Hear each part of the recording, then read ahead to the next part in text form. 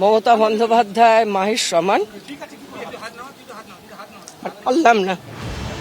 Kolkata mayor Firhad হাকিমের পদত্যাগের জল্পনার মধ্যেই ইস্তফা দিলেন বিধাননগরের মেয়র।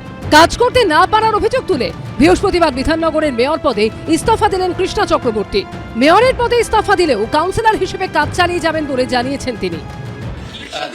পদত্যাগ ব্যক্তিগত আর কিচ্ছু নেই, একটাই সত্য, আমার নিজস্ব মতামত। মেয়র ছিলাম, মানুষের কাজ করেছি, আর এখন আমি কাউন্সিলর হিসেবে কাজ করব। দুদিন আগে ওয়াই চ্যানেলে ধর্নায় বসেছিলেন মমতা বন্দ্যোপাধ্যায়। সেখানে যে হাতে গোনা তৃণমূলের নেতা নেত্রী উপস্থিত ছিলেন তাদের মধ্যে ছিলেন কৃষ্ণা চক্রবর্তী। বৃহস্পতিবার সেই কৃষ্ণা চক্রবর্তী পুর কমিশনারের কাছে চিঠি দিয়ে বিধাননগরের মেয়রের পদ ছাড়লেন। চিঠির প্রতিলিপি দিয়েছেন পুরমন্ত্রী অগ্নিমিত্রা পাল এবং পুর নগরোন্নয়ন দফতরের অতিরিক্ত মুখ্য সচিবকে। চিঠিতে ব্যক্তিগত কারণে পদত্যাগের কথা বললেও পরে কাজ করতে না পারার অভিযোগ করেন তিনি।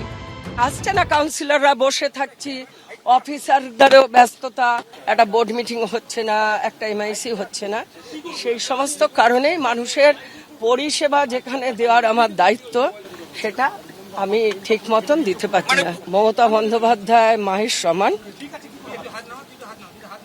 পারলাম না। মানুষের সঙ্গে প্রতারণা করতে পারবো না। কর্পোরেশনের ডে টু ডে ওয়ার্ক থাকে, সেটা থেকে থেমে গেছে। মানুষের কাছে আমি প্রতিশ্রুতিবদ্ধ ছিলাম তাদের পরিষেবা পরিপূর্ণভাবে দেব। রিজাইন করাটি এইটাই সময় ছিল, কদিন বাকি বর্ষাকাল, সেখানে কি তাদের উচিত ছিল না আজকে আমাদের সাথে কাঁধে কাঁধ মিলিয়ে, নতুন সরকারের সাথে কাঁধে কাঁধ মিলিয়ে কাজ করা? কাজ করতে কেন পারবেন না? আমরা তো গতকালও আপনারা দেখেছেন নবান্নে সভাঘরে মাননীয় মুখ্যমন্ত্রী মিটিং নিয়েছেন, সেখানে আমাদের বিরোধীদের বহু নেতা ছিলেন প্রেজেন্ট। কেন বলছেন যে কাজ করতে পারছেন না? উনি আমাকে বলতে পারতেন।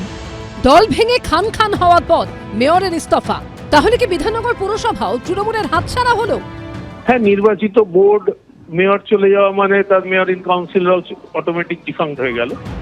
খুব তাড়াতাড়ি বিধাননগর পুরসভায় প্রশাসক বসানোর জন্য কমিশনার ও নগরোন্নয়ন দফতরকে বলবেন বলে জানিয়েছেন বিধাননগরের বিজেপি বিধায়ক শারদ দত্ত মুখোপাধ্যায়।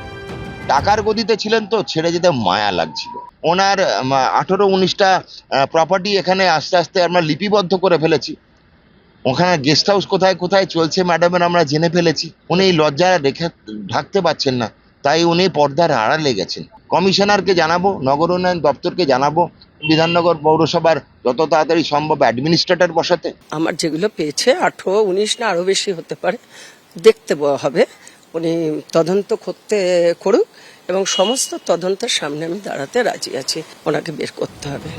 কৃষ্ণা চক্রবর্তী বিধাননগর পুরসভা থেকে বেরিয়ে যেতেই গঙ্গা জল দিয়ে সিঁড়ি ধুয়ে শুদ্ধকরণ করেন স্থানীয় এক ব্যক্তি।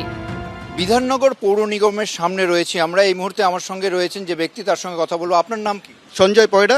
কোথা থেকে এসেছেন? আমি করুণাময়ীতে থাকি, 32 নম্বর ওয়ার্ডে থাকি আমি। আপনি এটা কি করছেন? এখানে দেখছি জল ছেটাচ্ছেন, এদিকে জল ঢালছেন, কি জন্য?